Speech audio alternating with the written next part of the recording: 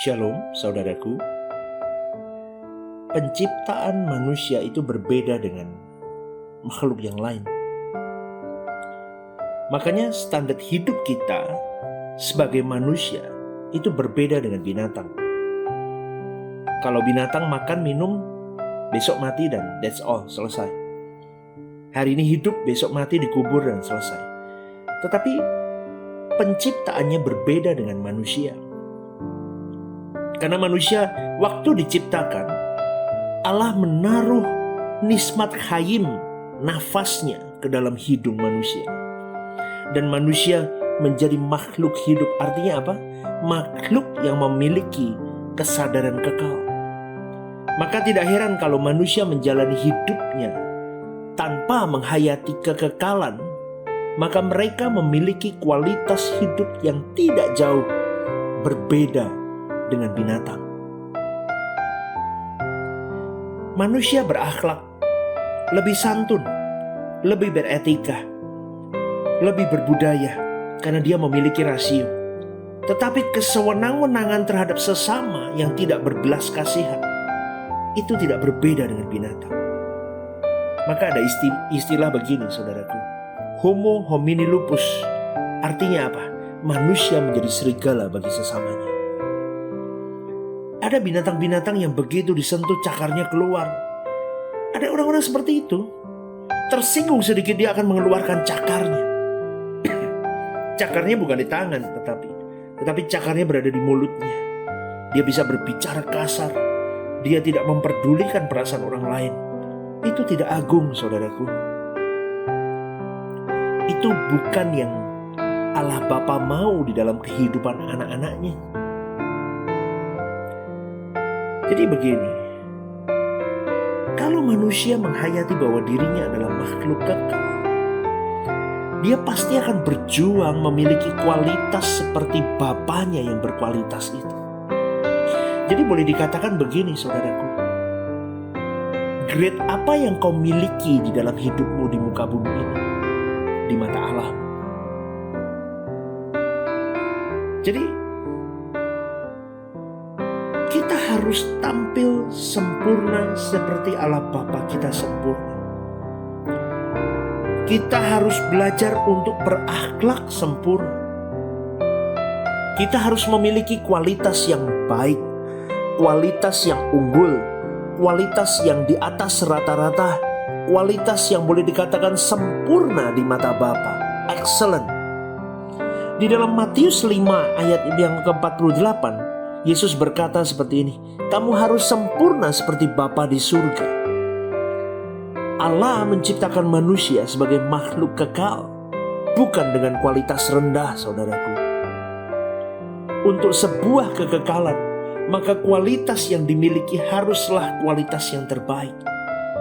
Dan kualitas yang mestinya dicapai oleh dirimu dan diriku sebagai manusia adalah sempurna. Sempurna seperti Bapa. Must be perfect, saudaraku. Ini seharusnya yang dipahami oleh setiap orang percaya. Manusia sudah rusak karena memberontak kepada Allah dan mati. Setelah mati, manusia sebenarnya punya kesempatan. Apakah dia mengalami kematian kedua atau tidak? Kalau berperilaku tidak seperti manusia rancangan Allah dan manusia itu tidak dikembalikan seperti gambar dan rupa Allah, maka dia akan mengalami kematian yang kedua. Artinya apa? Dia akan terhilang selama-lamanya, terpisah dari hadirat Allah selama-lamanya. Tetapi saudaraku, kalau dia seperti Allah, dia tidak akan terhilang. Mengapa ada keselamatan? Itu menjadi pertanyaan penting. Ada keselamatan yaitu supaya manusia yang rusak diperbaiki dan tidak terhilang selama-lamanya. Kalau tidak, manusia akan terhilang selama-lamanya di hadapan Allah. Jadi begini, saudaraku.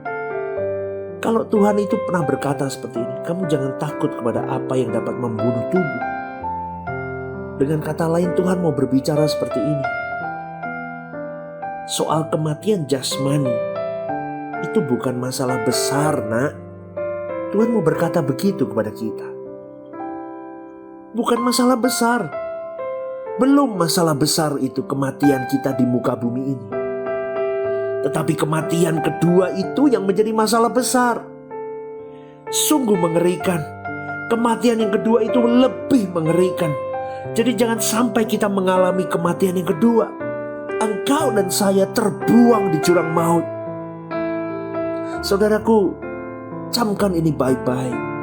Sungguh-sungguhlah engkau memperkarakan hidup dengan baik di hadapan Allah. Lalu bagaimana supaya kita tidak mengalami kematian yang kedua? Bertobat, saudaraku. Bertobat dan berjuanglah untuk sempurna seperti Bapa itu sempurna. Kalau engkau dan saya tidak bertobat dan sempurna seperti Bapa, engkau dan saya pasti terhilang selama-lamanya. Dan itu mengerikan, saudara. Jadi jangan pernah berpikir engkau jadi aktivis, engkau jadi pendeta, engkau jadi penginjil, engkau menjadi dosen teologi sekalipun, engkau memahami berbagai macam doktrin, dan engkau bisa menjelaskan tentang teologi dengan begitu dalamnya. Tetapi kalau engkau tidak mengasah dirimu, memaksa atau mengurung dirimu untuk melakukan kehendak Bapa dan engkau tampil sempurna, tetap terhilang, saudaraku. Jadi jangan bangga dengan kekristenan tanpa hubungan dengan Allah yang benar. Itulah sebabnya kita bisa memiliki kesadaran. Engkau dan saya sadar kita itu diberi hikmat oleh Allah, diberi nurani sebagai alarm untuk kita bisa membawa diri kita untuk mau jatuh atau tidak di hadapan Tuhan. Dan Tuhan memberikan kepada kita kehendak bebas. Itulah yang harus kita pertanggungjawabkan, saudaraku. Mestinya kita bisa mengenali siapa kita dengan baik. Seberapa bejat hidup kita, seberapa dalam kita mengalami Tuhan, seberapa kita menempatkan Tuhan dengan tepat di dalam hidup kita. Pasti, saudaraku, engkau dan saya mengenali diri kita sendiri. Tidak mungkin kita tidak bisa mengenali diri kita sendiri dengan baik. Lalu nasib kekal kita itu berdasarkan apa? Spekulatif, gambling, atau untung-untungan? Tidak, bukan. Manusia diberi akal, diberi pikiran, supaya manusia bisa mempertimbangkan sesuatu dengan tuntunan Roh Kudus, supaya mereka mengerti apakah ini kehendak Tuhan atau tidak. Banyak orang yang pertimbangannya hanya dihabiskan untuk hal yang sia-sia, untuk hal-hal yang sebetulnya tidak perlu, saudaraku. Makanya saya selalu menghimbau kepada jemaat dan para pendengar dimanapun kau berada. Tidak boleh ada kesukaan lain di dalam hidupmu selain Tuhan itu sendiri. Loh Pak, berarti gak boleh ada hobi? Gak boleh. Karena hobi itu akan membawa dirimu untuk tidak memiliki waktu untuk Tuhan. Yang seharusnya tenaga terbaikmu, pikiran terbaikmu, effort terbaikmu kau berikan untuk urusan Tuhan, tetapi kau habiskan untuk urusan hobi. Paham sampai di sini, saudara? Jadi memberi diri menjadi yang terbaik itu memang harus menyalipkan banyak hal di dalam hidupmu dan hidupku. Sampai di level Tuhan bisa berkata, aku menikmati hidupmu, nak. Dan kita bisa berkata, satu-satunya kesukaanku adalah Engkau, Allahku. Itu baru sempurna, saudara. Jadi tidak boleh ada ilah lain yang mengganggu hubungan kita dengan Tuhan. Kalau engkau memiliki kesenangan-kesenangan di luar Tuhan, itu pasti mengganggu. Dan itu akan membawa dirimu dan diriku tidak bisa fokus kepada apa yang Tuhan kehendaki. Oleh sebab itu, memang kalau mau mengikut Tuhan harus berani ekstrim, saudaraku. Kalau tidak ekstrim, Anda tidak akan pernah memiliki kesempatan untuk menginjakkan kakimu kepada langit baru, bumi baru, yaitu surga itu sendiri. Firman Tuhan dengan jelas berkata, lebih mudah unta masuk ke lubang jarum. Tetapi kalau begitu kita bisa bayangkan betapa sulitnya masuk ke dalam kerajaan surga. Oleh sebab itu saudaraku, saya selalu mengingatkan di dalam setiap saya membawakan kebenaran firman. Keselamatanmu bukan dari perbuatanmu. Betul, keselamatanmu karena kau memiliki iman percaya kepada Tuhan Yesus sebagai Tuhan dan Juru Selamatmu. Betul, saya tahu akan hal itu. Tetapi ingat baik-baik saudaraku, di dalam kita menjalani anugerah keselamatan yang Dia beri dalam hidup kita memiliki tanggung jawab hidup. Sehingga kalau boleh saya katakan, jalani keselamatanmu dengan takut dan gentar. Artinya apa saudaraku? Engkau harus jalani keselamatan, hidupi keselamatan dengan tanggung jawab hidup. Tanggung jawab hidupmu tidak hanya baik secara moral umum. Oh Pak, aku tidak mencuri, aku tidak membunuh, aku tidak memperkosa, aku tidak menyakiti orang, aku tidak ini dan itu. Itu moral umum saudaraku. Orang di luar kekristenan pun bisa melakukan hal itu, bahkan lebih baik daripada orang Kristen. Maka kalau kau katakan dirimu hanya di moral umum, nothing special with you. Harus di level selanjutnya, hidup berkenan seperti yang Bapa mau. Yang Bapa mau itu apa sih? Hubungan yang indah dengan Tuhan. Kau harus punya hubungan yang dahsyat dengan Allah.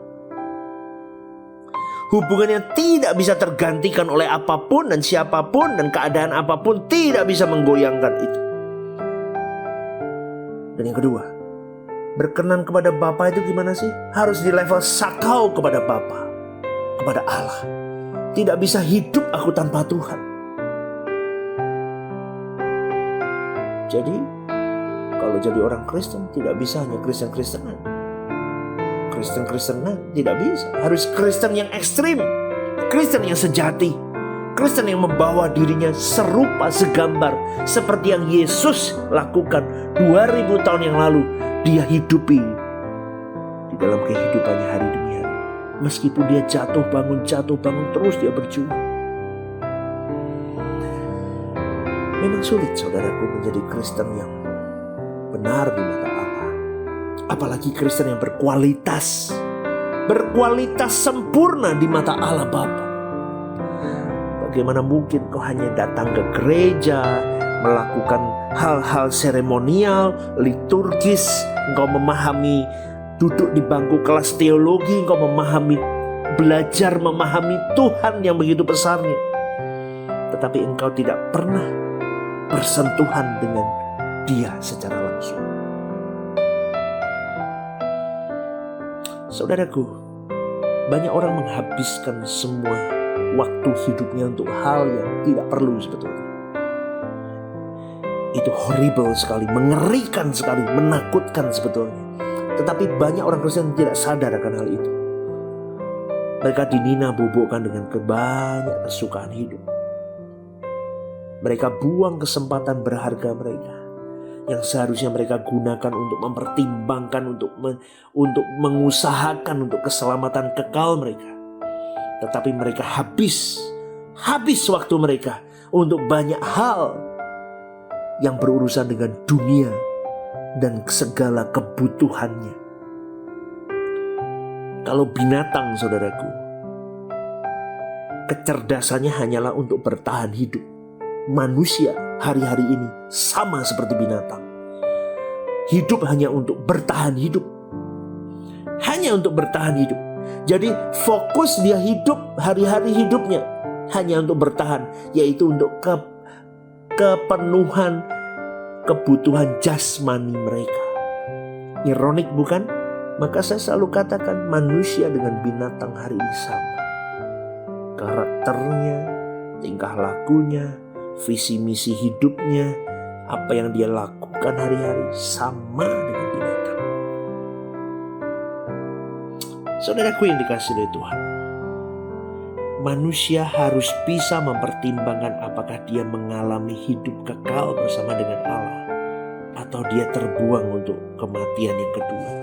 Itulah sebabnya pada kesempatan ini saya mengingatkan kembali bahwa kita adalah manusia yang memiliki keberadaan kekal, saudaraku.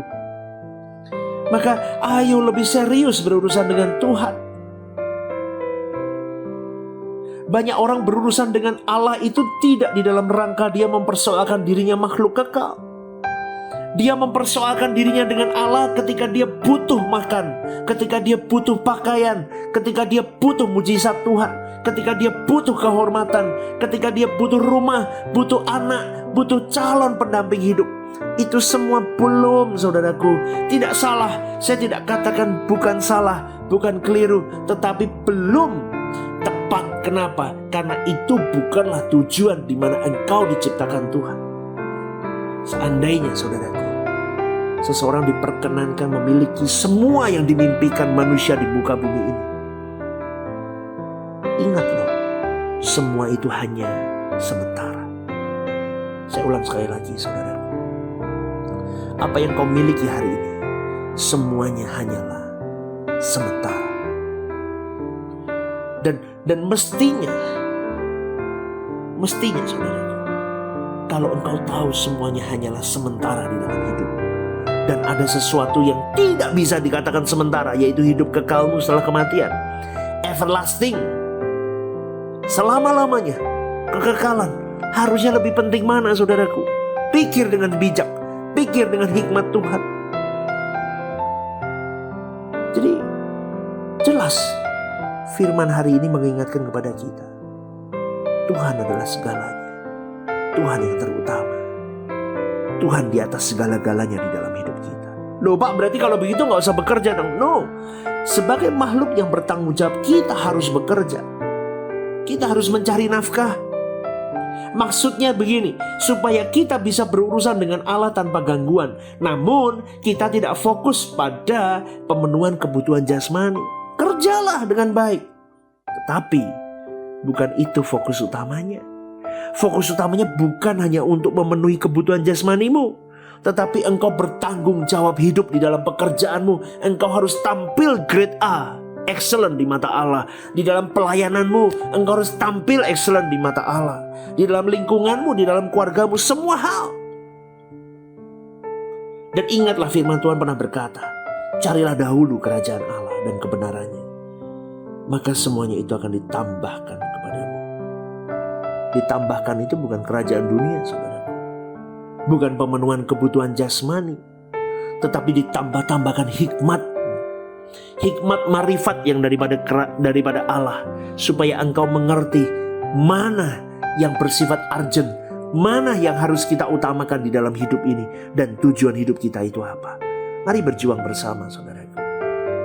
Kita harus memiliki kualitas tertinggi di mata Allah kita.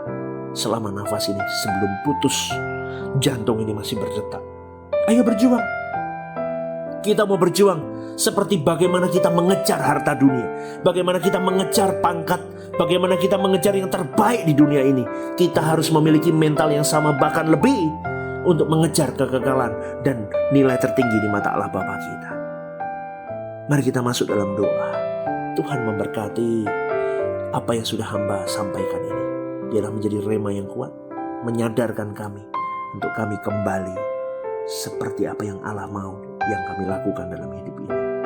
Terima kasih Bapa. Terus bekerja dalam hidup kami, dan kami mau berjuang terus menjadi pribadi yang memiliki nilai tinggi di mata Allah dan memuaskan hati dan perasaan Bapa. Di dalam nama Tuhan Yesus, Putra-Mu yang tunggal, kami alaskan doa kami. Amin. Shalom saudaraku. Sola Gracia.